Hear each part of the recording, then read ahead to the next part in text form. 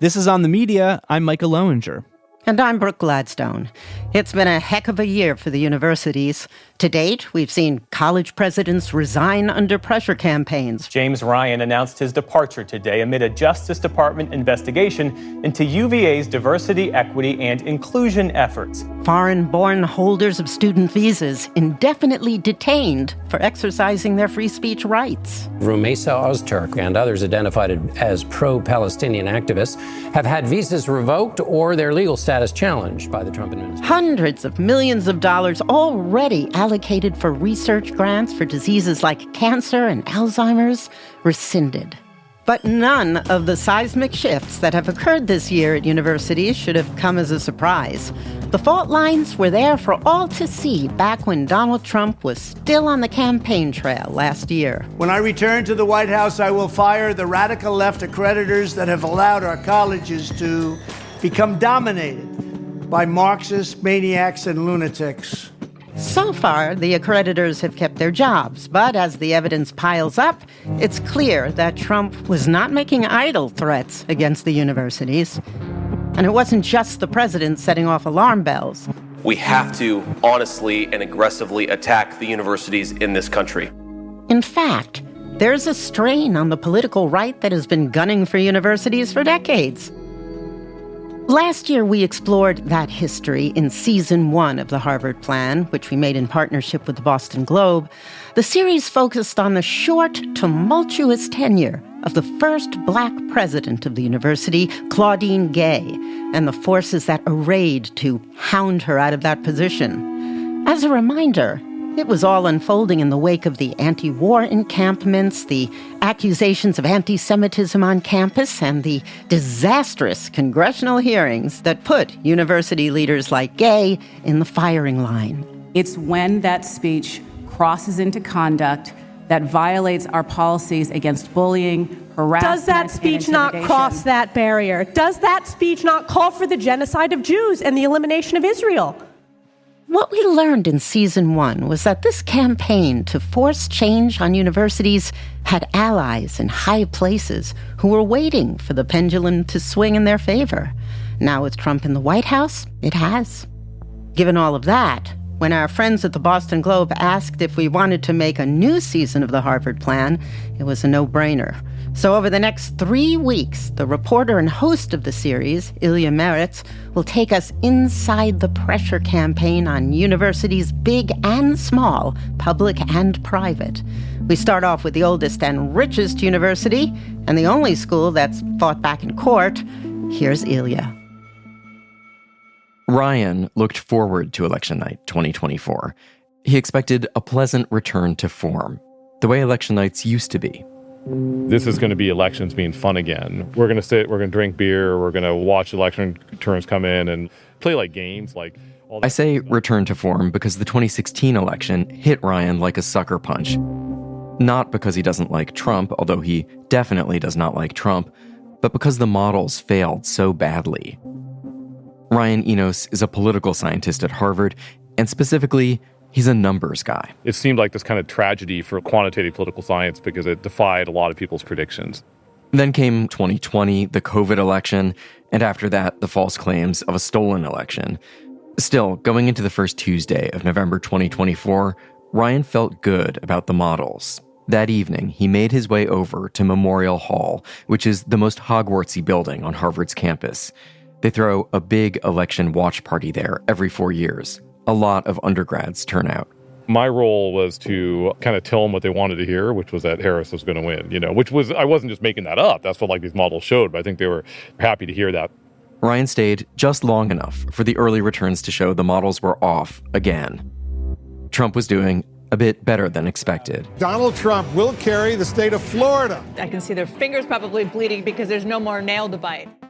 He then walked a few blocks to where his poli-sci grad students had their own smaller gathering. By the time I got over here to the graduate students, there was some data that was just starting to come in that really meant something extraordinary would have to happen for Harris to pull it out. The mood in the room was deflating rapidly. Harvard students and faculty are overwhelmingly liberal, progressive Democrats. But Ryan was not inclined to despair. To him, 2024 felt different from 2016. Because in 2016, that actually really panicked me. I was like, this is something that could have significant effects for democracy in the United States and for our lives. And that actually didn't really turn out to be true. I didn't love the policies for 4 years, but I live with policies I don't like all the time. He told the grad students, we're going to be okay. I said, we went through 4 years of Trump, and it wasn't a big deal. Like, it wasn't great, but, the country got through it. Ryan told me, people can call me naive if they want to. We did this interview on a beautiful day, outdoors, just before the start of a new semester, with young people joining orientation activities all around us. You could almost convince yourself that since election night, nothing much had really changed in the life of this university.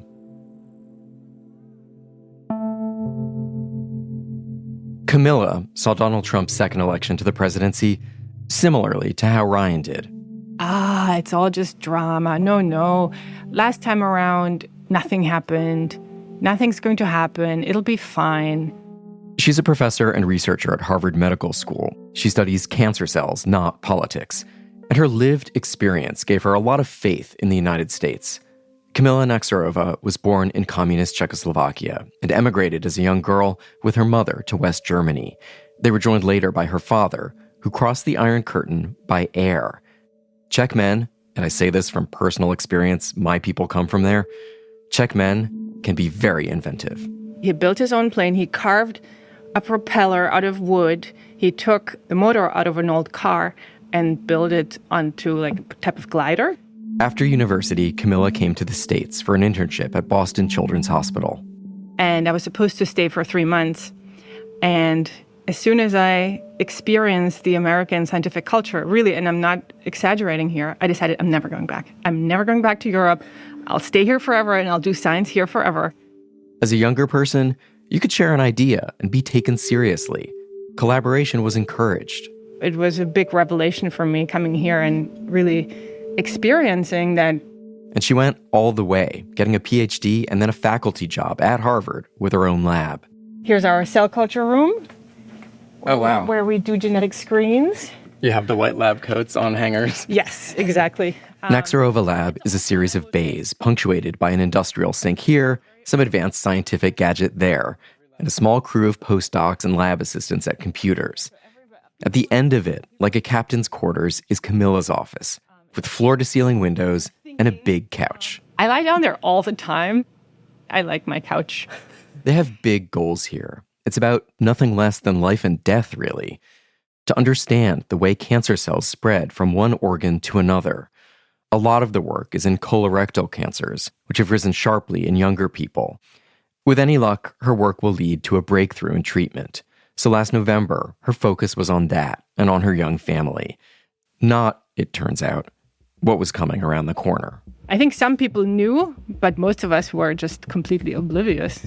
Later, Kamila questioned her blasé attitude about the incoming administration. Some of my more conservative colleagues who are actually reading the conservative press and just know what the discussion points are, had already told me as early as November, next year, if Harvard's still here, then haha.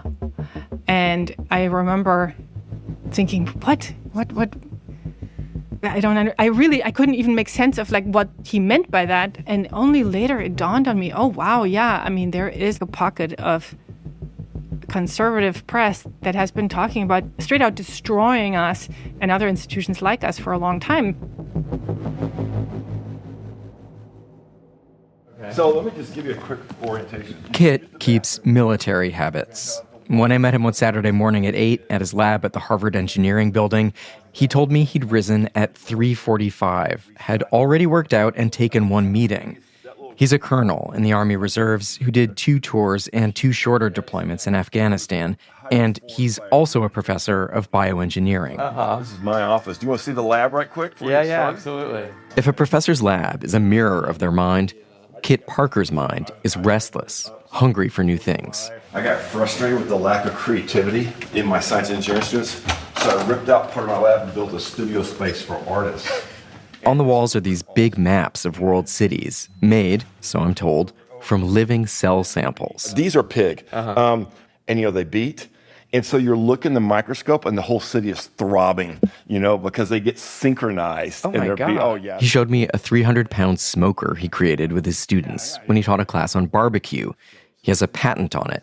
Actually, Kit has quite a few patents, reflecting his eclectic interests. I've always been kind of interested in couture. A few years ago, he taught a class on fashion. Worn a lot of camouflage. In 2009, when I was in Afghanistan, we were wearing this pixelated kind of blue uniforms, and we were getting shot at by these Chechen snipers from a long way away because you could see us because of this uniform. It was like I had a road flare duct taped on my forehead. One thing that makes Kit conspicuous is this. He's one of the few Harvard professors known to be conservative, to vote Republican. I voted for President Trump the first time because I needed him to end the war in Afghanistan, and he promised to do that. I didn't think I was going to have any peace in my own life until that war, because even if I wasn't going back there, it was always there, and I needed it to end. Kit voted for Trump again in 2024. That election night, he went to bed early, feeling that Trump would win, and also feeling that, very likely, he'd take a look at universities. And properly so. We're unable to complete our mission by hosting debate and thoughtful discussion about the issues of the day represented by both sides. We continue to lower standards for admissions and scholarship and the integrity of scholarship. Between the ever-expanding bureaucracy and the leftward drift of campus conventional thinking, Kit felt stifled. We had spent 10 years talking about diversity, equity, and inclusion, while we were aggressively excluding or silencing conservative voices on campus. Harvard should be like an intellectual cage match. So the next morning, when he learned Trump had been reelected in 2024, Kit felt upbeat. Trump shared his concerns. Kit told colleagues Harvard should go to Trump and open up a dialogue. We need to go talk to him immediately. If he talks to Putin and Kim, he'll talk to us. With some prodding from the new administration, Kit hoped Harvard could heal itself.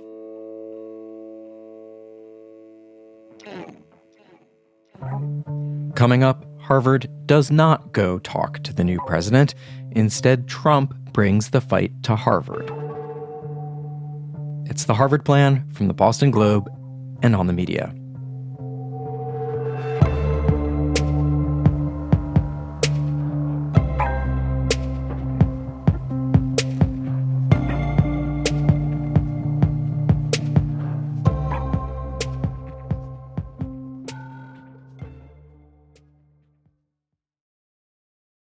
This is On the Media. I'm Ilya Marritz, host of The Harvard Plan, an OTM series made in collaboration with the Boston Globe.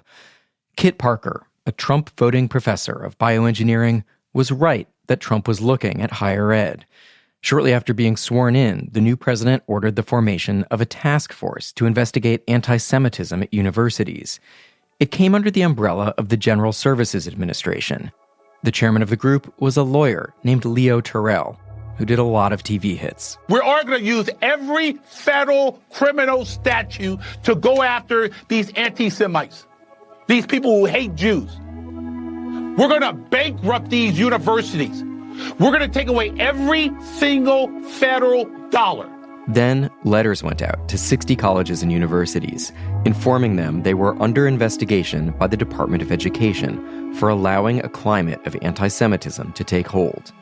Then, the Secretary of State began revoking hundreds of student visas, apparently over their activism around Gaza. Vandalizing universities, harassing students, taking over buildings, creating a ruckus. We're not going to give you a visa. For Kamila, the first sign of trouble was delivered by the medical school's dean, who warned faculty that investigations into anti-Semitism could affect their work. Kamila didn't see the connection. That's surprising. That can't possibly be a big issue. A much bigger problem, in her mind, was a new effort by the Trump administration to cut the money universities collect on top of government grants to cover overhead like heat and electricity. It's called indirect costs. I remember being like, why are we talking about anti-Semitism? We should be talking about indirect costs. Isn't that the problem that we're facing? In March, Columbia became the first university to be directly singled out by the government for alleged lapses in dealing with anti-Semitism on campus. To focus the minds of people at Columbia, The administration also canceled hundreds of millions of research dollars. Then we would all frantically reach out to colleagues at Columbia and try to find out, has your grant been canceled? How about this other person's grant? This person who works on cancer in a similar field as me, has their grant been canceled? Because we didn't really understand what was happening. Columbia soon relented. The school tightened its protest policies and adopted the broad, some say too broad, definition of anti-Semitism favored by the Trump administration. The government froze all of Columbia's research funding anyway. No deal. That's, I think, when we all started being very afraid, because it was clear that, we might well be next. For Kamila, there was one more complication. She was pregnant. She had a baby in March, her second kid. So I had a few weeks of bliss, where I had actually decided this year, for the first time, I'm going to really just take time off. I'm not going to worry about work. I'm just going to be with the baby. But the pressure campaign was just heating up. All righty, joining us now, my very dear friend, Education Secretary Linda McMahon. You are essentially taking out $400 million from Columbia University. Are you looking at some of the other elite schools who are having the same problems? We've now launched investigations into 5 different universities, Harvard being one, Columbia was one. What's Harvard got to worry about money? They've got an endowment of $51 billion. They don't really need to worry, but they are reading the tea leaves here a bit. They saw what happened at Columbia, yanking the $400 million. Not only have I targeted 13 schools, I'm sending letters to the mayors and the DAs of LA, Boston, New York, Chicago. Do your job, or we'll do it for you. And we are going to file hate crimes. The second Trump administration was turning out so differently from what Ryan had expected. Not only were universities under pressure, so were news organizations, media companies, law firms, corporations. Many of them were capitulating. Doge's rampage through government had everyone on edge. Ryan was concerned by what was happening inside Harvard as well. DEI initiatives were renamed or scaled back. The university ended a partnership with a school in the West Bank. It removed the heads of a Middle East Studies Center. Essentially complying in advance with the Trump administration. It seemed wrong, and Ryan felt called to do something. But there was a problem. He's a political scientist. Right, you don't do politics. And I always kind of thought I was somebody that especially didn't do campus politics. Like that was a waste of my time. He thought, F it, I need to act. Together with a colleague who studies Latin American politics, Steve Levitsky, he published a series of opinion pieces in the school newspaper, The Crimson. The titles read like the beginnings of a manifesto. Harvard must take a stand for democracy. First, they came for Columbia. Appeasing Trump damages Harvard and America. One of those pieces resulted in an invitation to meet with Harvard's president, Alan Garber, in his office. We sat down and made our case. Ryan found Garber to be very different from a lot of administrators who nod and write things down and don't really engage. He says, it's frustrating. And Garber, on the other hand, will argue with you about things. Like he'll tell you why he disagrees with you, or you'll say something and then he'll ask you to justify it, right? And then you have to start thinking on your feet about why exactly you said that. So they debated pros and cons. Ryan says Garber left him feeling heard, but not hopeful. He had some pretty firm reasons about why Harvard probably would be futile for it to push back. The pressure on universities seemed to be constantly ratcheting up. Ryan asked himself what more he could do. It seemed like it was so imminent that Harvard was going to fold. It kind of seemed like it was going to happen at any moment. Ryan and some others coalesced around the idea of an open letter from faculty to at least make it clear that surrender was not okay with them. He and Levitsky drafted it over spring break. We hit send to all the faculty we know and held our breath to see what would happen. One by one, people added their names. Eventually, the number passed 800. You could see them coming in. You know, I was watching these and typing them into an Excel spreadsheet in my in-laws' living room and thinking that we really are going to make a statement here. It was that same week that the government turned its attention to Harvard. A March 31st letter from the Anti-Semitism Task Force informed Harvard that $8.7 billion in federal funding was under review. A letter on April 3rd offered some preconditions for continuing to receive public money, including abolishing DEI programs. Another document that same day offered a choice between installing new leadership in problematic departments and entering receivership. Does anyone in America think that Harvard is capable of fixing itself other than the folks at Harvard? Nope. No one thinks Harvard can fix itself. Kit watched the Trump administration's pressure campaign approvingly, but also aware that his own values were being tested. Does a Republican who's against big government want federal intervention and monitoring of this campus? No, it's not what conservative ideas about the role of government should be. Kit, Kamila, and Ryan, they each have different ideas about what's most at stake. For Kit, it's academic freedom and the intellectual cage match. For Kamila, it's serving the public through research and innovation. Only Ryan had a critical mass of people on campus feeling the same way he did and organizing. Their thing is the independence of the university. Saturday, the 12th of April, the No Surrender people held a rally on Cambridge Common under gray skies with spitting wind and rain. In an insulated canvas work coat, Ryan climbed to the lectern. He told a story about growing up in a California town that had fallen on hard times. But you know what we heard? We heard that the University of California was going to open a new campus somewhere in the San Joaquin Valley to bring education to the region. And people dreamed that that new university would be in my town. So people organized, and they lobbied, and they worked. And that university did open. And that transformed my community. It brought jobs. It brought knowledge and jobs and pride, he said. And that is what Donald Trump wants to take away. Yes. We are waiting on you, Harvard. When will you speak up? If you don't speak up, who will? That was the first time I'd ever spoken at a rally. I didn't even know I was capable of that. But there was something important Ryan and the others did not know that day. The night before, Harvard had received yet another letter from the government. This one was more like an ultimatum. If the university wanted to keep its financial relationship with the government, it would have to submit now to government audits for 3 years and bring in an unspecified number of conservative students and faculty. There would be no more delaying, no punting. It was yes or no time. Harvard, stand up, follow the rule of law. If Harvard folds, then others are definitely going to follow suit. Don't give in without a fight. Coming up after the break, fight or fold. Harvard's leaders make up their minds. This is the Harvard Plan from the Boston Globe and On the Media.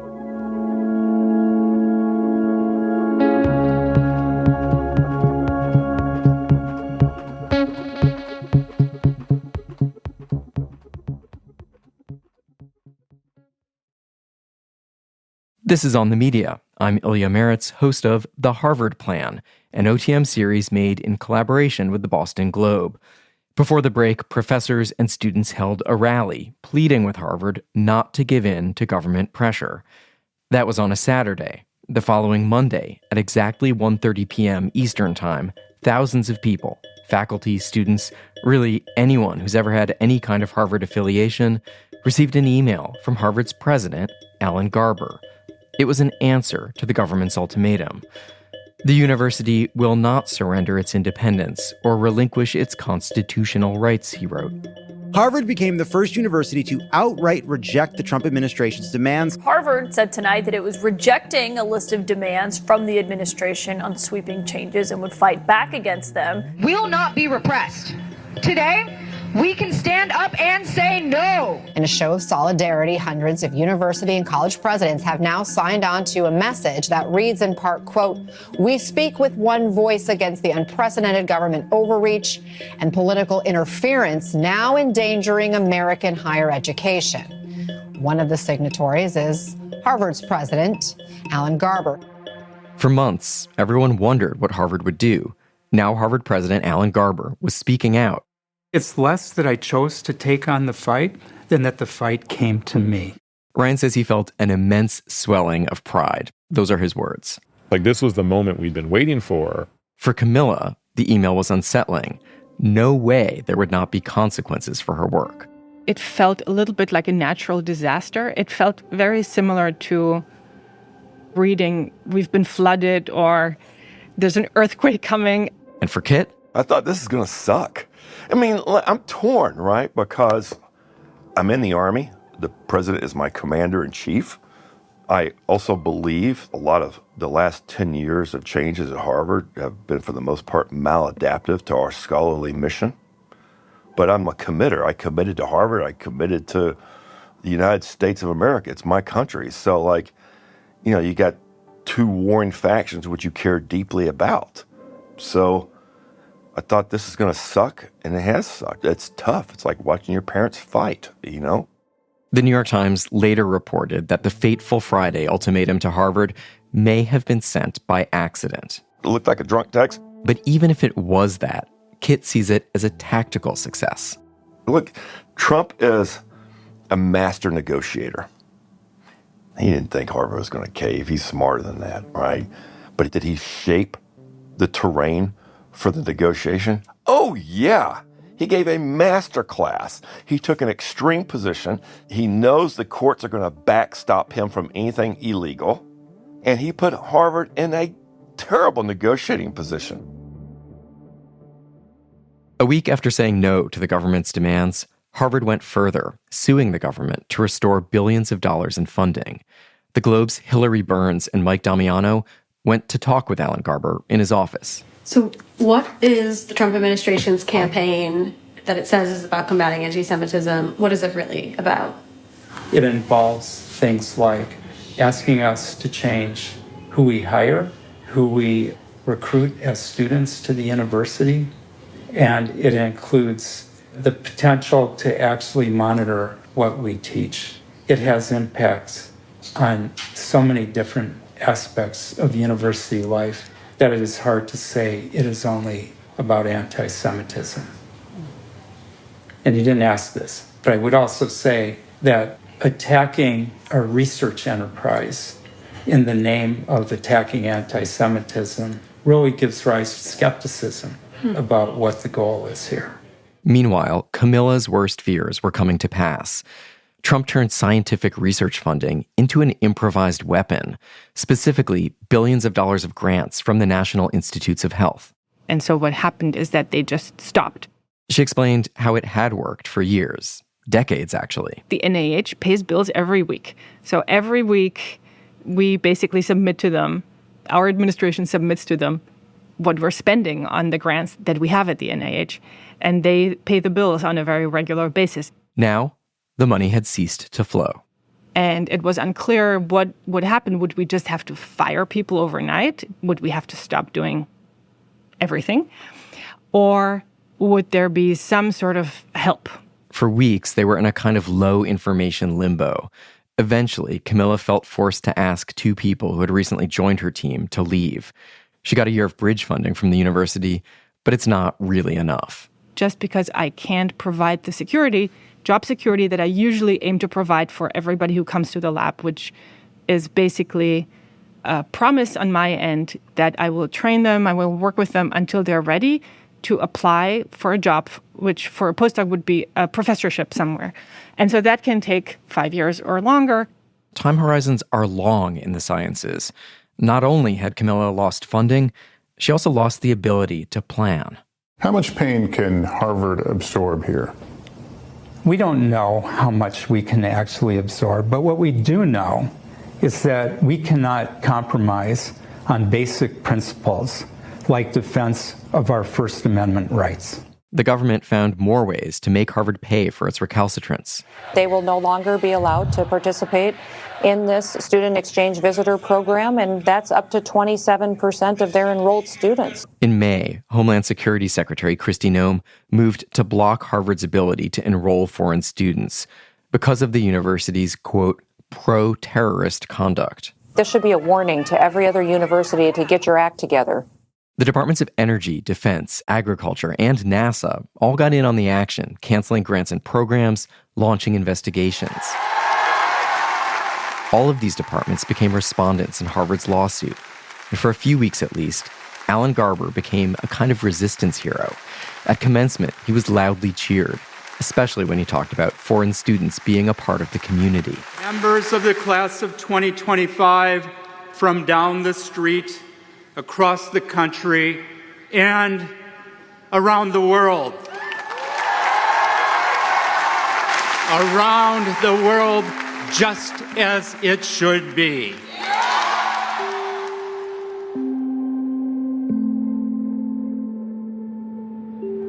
So it's a beautiful Monday morning in Boston in July. I'm about to go inside the Moakley U.S. courthouse. And over the summer, Harvard's lawsuit to restore Kamila's funding and all of its research dollars moved ahead. In court, I watched Harvard's lawyers argue that the Trump administration had violated its First Amendment rights, Title VI of the Civil Rights Act, and the Administrative Procedure Act. The professors' union was also a plaintiff in what became a combined lawsuit. Their lawyers sat together in a group. The table was full. On the other side of the courtroom, a single man sat at the government bench. "Lonely over there, huh?" the judge said to him by way of an opener. The whole room chuckled. Yeah, and he said something to the effect of the executive branch speaks or has one voice or something like that. Aidan Ryan is with the Globe. Like me, he was in court that day. When he rose to make the government's case, Michael Velchik, the Trump administration's lawyer, came in hot. Emphatically, vehemently, like just those adverbs came up quite a bit. Velchik is tall and slender and young, and a Harvard College and Harvard Law graduate. His first words after being invited by the judge to speak were, "Harvard is a rich college." Velchik talked a lot about money. Harvard wants billions of dollars, he said. Ultimately, this is a problem of economics. He said it was a contract dispute and it shouldn't be heard here in district court at all. It should be in federal claims court. Judge Allison Burroughs was skeptical. She didn't understand his argument, but that he was arguing it well and said that his Harvard education was serving him well, and that got a laugh. When I say hands off, you say Harvard. Hands off. Harvard. Hands off. Harvard. Hands off. Harvard. When court let out, there was a rally just outside by faculty, grad students, and undergrads angry that potentially life-saving research had been turned into a tool. They're cutting over $3 billion in vital scientific research. This case is about academic freedom. I was impressed with the speakers' passion, but not by their numbers. I thought of the tens of thousands of people just in Boston who work in biotech, medicine, and other industries where government funding is critical. I counted only about 100 participants at this rally. Kamila was not one of them. She said after final word came from the NIH that their grants had been terminated, the scientists in her building did not spontaneously gather in the lobby to get organized.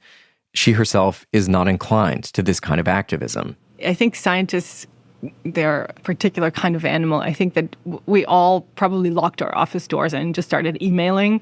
We didn't physically emerge. Kamila's pretty sure she lay down on her office couch at some point. I certainly felt like I just want to hide under my blanket, and this doesn't feel good, and I don't want to see anyone, because I knew my colleagues couldn't help me. Over the summer, a lot of things happened. President Trump signed a law allowing big college endowments like Harvard's to be taxed at a much higher rate. A number of college presidents resigned or were pressured to do so, including the leaders of Northwestern, the University of Virginia, George Mason University, and Columbia's interim president, the one who had tried and failed to appease the government back in March.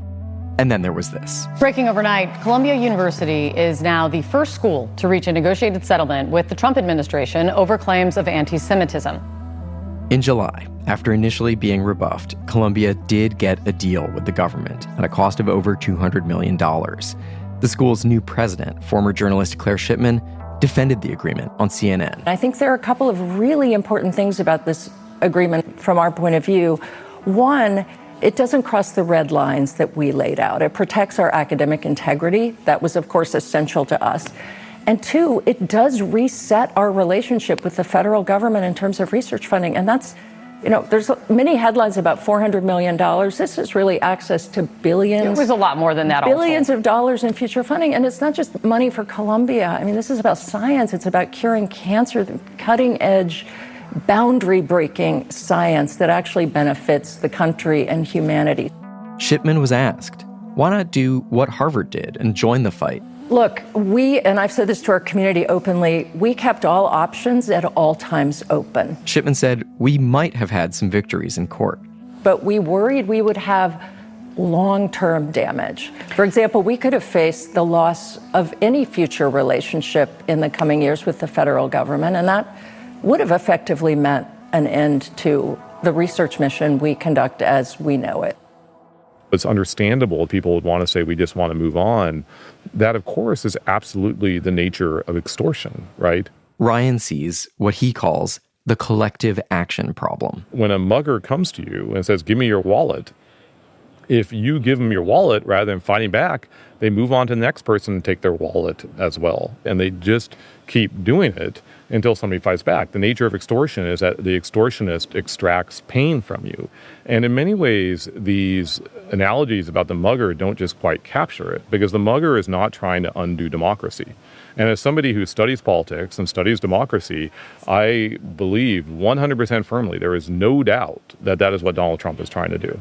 Then Kristen, my Globe colleague, tossed Ryan a curveball. Have you ever stood up to a bully before?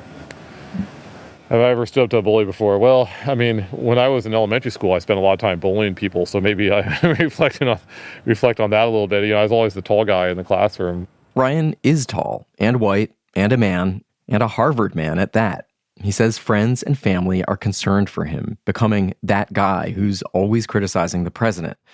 But Ryan sees it differently. I have been very fortunate to have this position where I have the ability to be a little bigger than myself for a period and try to do what's right for society more generally. Kit Parker has not had direct funding cuts, but he's watched them hit scientists all around him. Are you okay with that, like as a means to an end? I haven't thought through an alternative strategy to apply pressure to universities to potentiate the change required to secure them on the geopolitical terrain. I feel like your answer is like, yes, it's ugly, but like this is how you get to change. You're forcing me towards a yes answer, and you're doing so successfully. I don't think I could force you to do anything. I just wish I hadn't come to this point. You know, I don't think it had to. And I like President Garber a lot. I think he's a good dude.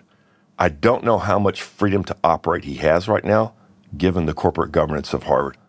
Kit's view that Harvard has a lefty groupthink problem is rooted in direct personal experience. More than a decade ago, he began teaching a class that presented his engineering students with a different kind of problem: gang violence in the Massachusetts city of Springfield. Police there were using techniques borrowed from the battlefields of Afghanistan. Counterinsurgency cops in one of the most crime-ridden cities in New England. The program got results, and that got the attention of 60 Minutes. Last spring, Parker turned his junior engineering class into a counterinsurgency lab. Help me understand what kind of intelligence I need to collect when I'm in the field, whether it's in the north end, I'm on Main Street standing by the taco truck, or if I'm in Kandahar City. That's the kind of data I need. But a decade later, the national conversation on policing had changed. It was the time of George Floyd and Black Lives Matter. Kit's course listing in the catalog caught the attention of some activists who started a petition to cancel the class. Here's how one Boston station, WGBH, covered the story in 2020. As one critic said on Twitter, police reform is not good for communities of color unless it is a means to abolition. There was a case to be made that this kind of policing was good for the community. But right now, it's not a story Harvard plans to help tell. Adam Riley, GBH. To Kit, it was clear that social media noise, not the quality of the syllabus or the teaching, was what counted with Harvard leadership. I passed to another administrator. I said, make a statement about academic freedom. Make a statement in support of my students that are working on this stuff. Make a statement in support of this Black and brown community in Springfield that's trying to fix itself. Maybe make a statement of support about me, and they wouldn't do it. The class had to be withdrawn after one of the instructors dropped out. The following year, Kit managed to resume teaching about policing in Springfield. But he says the whole experience has made him less ambitious, less creative in the classroom. After that, and then, me being investigated by the university, and I was very open You were about investigated. Yeah. I mean, like, it's just like, who has, if you're a faculty member and you haven't been investigated in the last 10 years at Harvard, what have you really done? His alleged offense, in his own words? I speak bluntly, I give blunt feedback, and that's not always received well by folks at Harvard. As a matter of fact, To be clear, we haven't seen the complaint, but we have independently confirmed the outlines of what Kit told us. The upshot was that Kit had to meet with a sensitivity coach. He had a pay reduction and a hiring freeze at his lab, which hurt. The penalty, he says, was overseen by Claudine Gay, who was then a dean and went on to become Harvard's president, albeit briefly. Kit realized he was far from the only one. And then I had all these other faculty members come to me and say, hey, I'm being investigated too. I'm like, what is this? This, too, contributed to Kit's sense that something had gone badly awry, with administrators driving a process that felt bureaucratic and far removed from the vibrant community of scholars that, in his mind, Harvard should be. Are there conservative faculty at Harvard? I have identified 6. Okay. No, I mean, President Garber and I had a discussion about putting conservative voices on some of these committees. And so Alan asked me, can you put together a list of conservative faculty members? He's working on it. We asked Harvard what Alan Garber plans to do with the names of conservative faculty. They did not respond to this or to other requests for comment. At some point in the summer, it became clear that Harvard was not simply fighting the administration in court. The two sides were also talking out of court. Shortly before students returned to campus, there was a flurry of news stories about how a settlement, perhaps similar to Columbia's, could be imminent. I really hope there is a settlement. And I hope that you can put this in your podcast, because I think that the world doesn't hear enough about our side of the river. I feel like in the newspaper, I always read about what do the students in Cambridge say. The medical school, where Kamila's lab is located in Boston proper, south of the Charles River.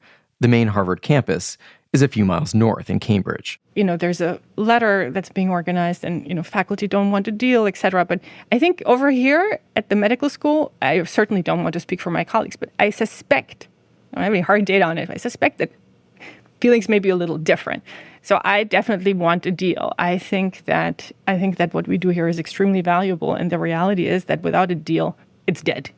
In Kamila's lab, they analyze tissue donated by people with cancer, most of whom will not be alive for much longer.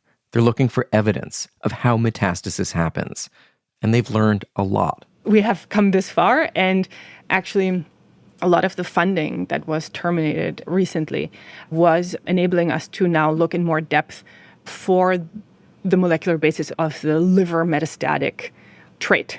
So the next step would be to throw the molecular biology kitchen sink at these cells that we now know are special and dangerous, and really try to map out what about the cell's properties is different.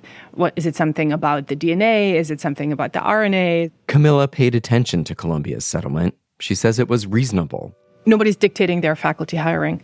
It seems like, retained most of their freedoms.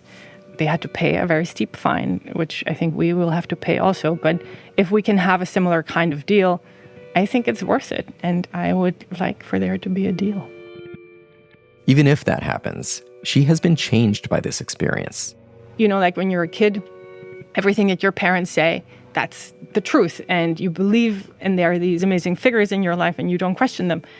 And so a part of growing up is to realize, oh, well, maybe they're not as perfect, and maybe I can't trust them on absolutely everything. And so it feels a little bit like that too. It's like, oh, maybe it was a little bit naive to think that just because it's the government, for sure I can absolutely 100% count on it. She is starting to think about the alternatives. I don't know what I would do. Maybe I would have to go back to Europe after all. But Europe is right now flooded with all the people who are trying to go back. And then it would be kind of depressing to go back. I do love America. So I would probably look for a job in industry. Maybe I would become a stay-at-home mom. Who knows? In September, Harvard won a round in its fight with the government. A a judge ordered the canceled NIH grant money to flow again. The judge wrote, "To upend the long-standing collaborative relationship between the government and Harvard and its partner institutions without considering alternatives or articulating a connection to the problem of anti-Semitism sounds in arbitrariness and reeks of pretext." Days earlier, a story came to light from the past of the man who represented the Trump administration in court. As my Globe colleague Hillary Burns learned, when he was still an undergraduate at Harvard, Michael Velchik turned in a paper for a Latin class written from the perspective of Adolf Hitler. The assignment was to write a piece in the voice of a controversial figure. Two sources the Globe spoke with found Velchik's paper disturbing. We learned that the instructor asked him to redo it. Separately, in an email to a friend about a year and a half later, Velchik wrote that Mein Kampf was his, quote, favorite book I've read this year. The email didn't mention the Holocaust or Hitler's role in the murder of 6 million Jews. Velchik didn't respond to our request for comment. The Department of Justice told us in a statement, Michael has handled some of the civil division's most important cases defending the president's agenda in court with the utmost respect and professionalism. It is almost certain that the government will appeal the decision. If there's no settlement, Harvard's litigation with the government could last for years. Question is, are they trying to wait out Trump and the administration? That's the issue right now. That's the big question. Kit would have preferred for Alan Garber and Donald Trump to sit down and dialogue without lawyers. The same behavior that Ryan might call obeying in advance, Kit thinks is, honestly, not very impressive. Doesn't go nearly far enough. We changed the Middle East Studies Institute. We've changed the name of the DEI offices. No one's been fired. No one's been retrained. There's been no by-name accountability for what's happened over the last 10 years. No one has proposed that staffers, administrators, and faculty write statements of commitment to academic freedom. Hadn't happened. Hadn't happened yet. No one has had to write down, I will support academic freedom and ideological viewpoint diversity. You just have to write down your statement every year in a progress report about what you did with DEI this past year, but no one's making that kind of commitment. The engineering school no longer asks for DEI progress reporting. So, yeah, I'm still skeptical. American higher education remains in limbo. While Columbia and a few other schools have taken settlements, most have not. But no one besides Harvard has gone as far as to sue the government. And so all eyes remain on the nation's oldest and richest school, and its leader, Alan Garber, a 70-year-old man who has seldom made waves and who gives away very little when he speaks. Some even call him stoic. I'm sure he has emotions just like everybody else, but he's just very rational. It just so happens that Harvard's fight is more than that for Alan Garber. It's personal, putting him in direct conflict with a close colleague, someone he once mentored. Alan's also a human being. And it's gotta be like, there's gotta be part of him that's gotta be struggling with this. In the coming weeks, we'll go deep on that personal relationship and its central role in the battle for Harvard's soul. Here with me, Dr. Jay Bhattacharya. Dr. B, I think you were probably on the show, I don't even know how many times. That makes Alan and Jay extremely special. They are not ideological about answers. They're extremely data-driven and empirical about answers. But this struggle is not academic or even particularly rational. It is a bare-knuckle fight for money, prestige, and power. And I've seen a number of the compacts that have been circulated, and we made a conscious decision not to sign them. How did you get the invitation to Mar-a-Lago? I see a bit of cowardice in a lot of other universities who are like, thank God it's Harvard, not us. If we stay quiet, this will go away. The Harvard Plan, Season 2, is reported and written by me, Ilya Marritz. The series is produced by On the Media's Molly Rosen. It's edited by Kristen Nelson, head of audio for the Boston Globe, and Katya Rogers, On the Media's executive producer. Mixing and original music by Jared Paul. Tom Colligan is the fact-checker. Thanks to the Boston Globe's editor, Nancy Barnes, and to Ryan Huddle for episode art. And thanks to Jasmine Aguilera and Valentina Powers. I'll see you next week for part 2 of the Harvard Plan. This is On the Media.